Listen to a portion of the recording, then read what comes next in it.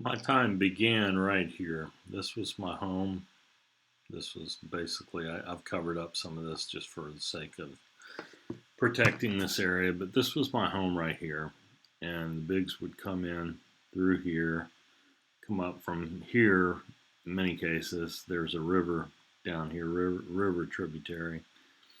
And this was a kind of a major road, but at night it was not very occupied, and there was also a way to get to this side without crossing that road, and they could easily come up through here to my home, but they'd have to cross some roads here in between. Here is where my daughter had her sighting.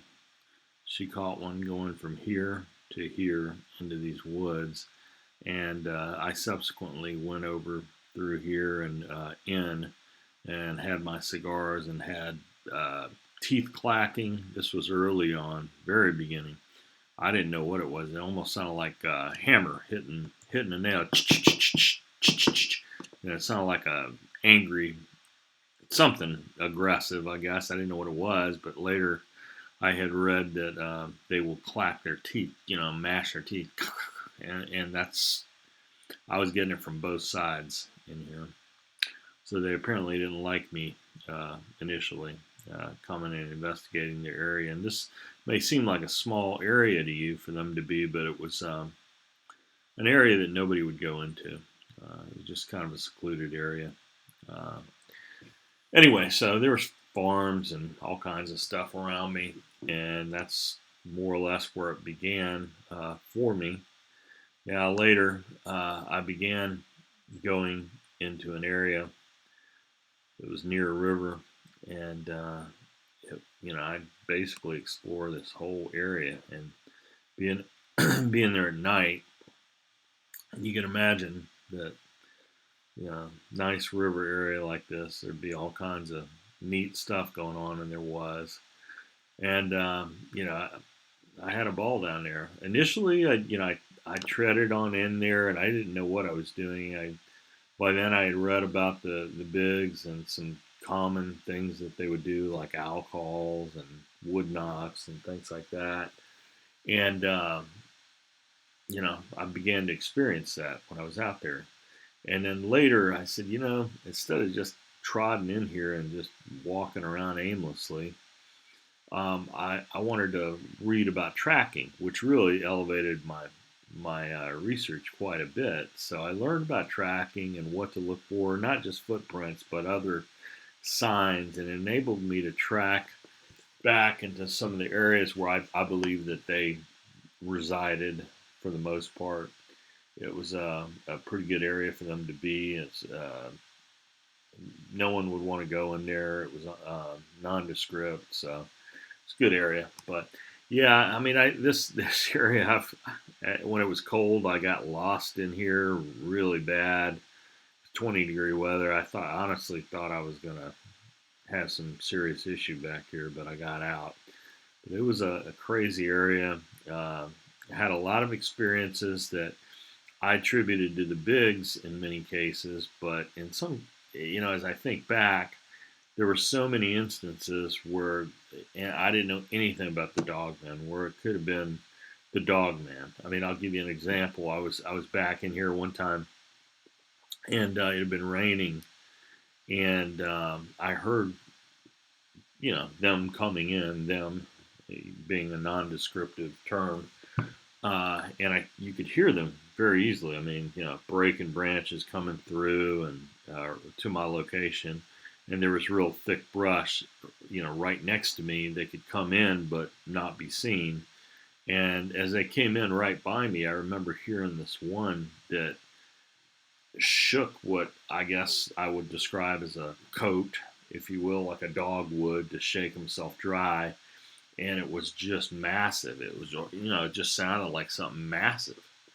And I remember at that time, I was saying, God, that's just like really odd for this being that I consider like a man to be shaking his coat like a dog almost. And later, I start hearing more about the dogmen. So in many cases, I wonder whether I didn't have a little bit of both encounters back there. I don't doubt it if I did. This was from back there when I went back in the snow. I was walking down the path. It was crystal clear path. It was just fresh snow.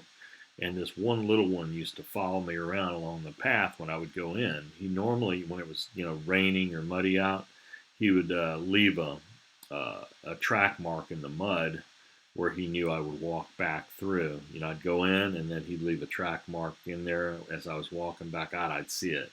And this is what he or she did in the snow. Left a jump down from a very high, like wall, kind of like a walled path area.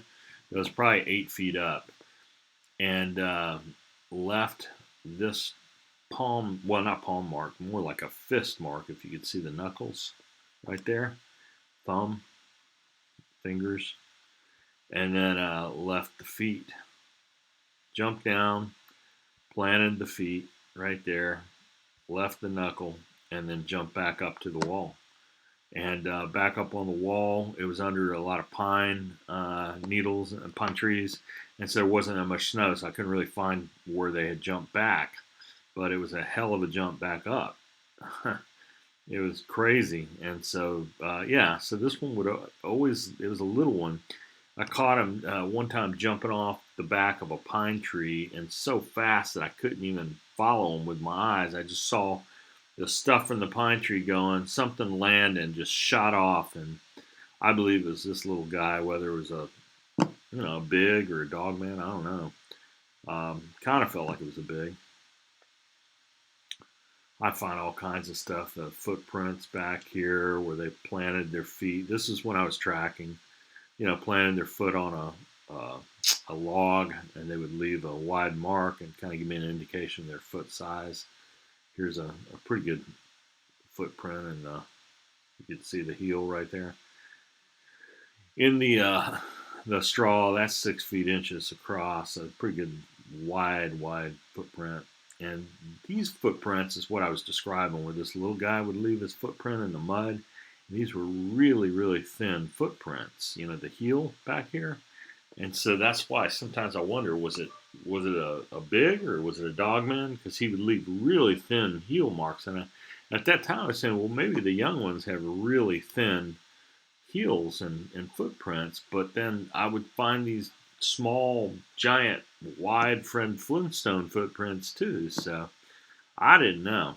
And that was a feces that I found in another area, but wasn't this area, but just happened to have a picture of it. So anyway, those were some of my initial early encounters and kind of how I began this whole process. So I hope you guys enjoyed this video, and I'll just keep them coming as I have time. Take care.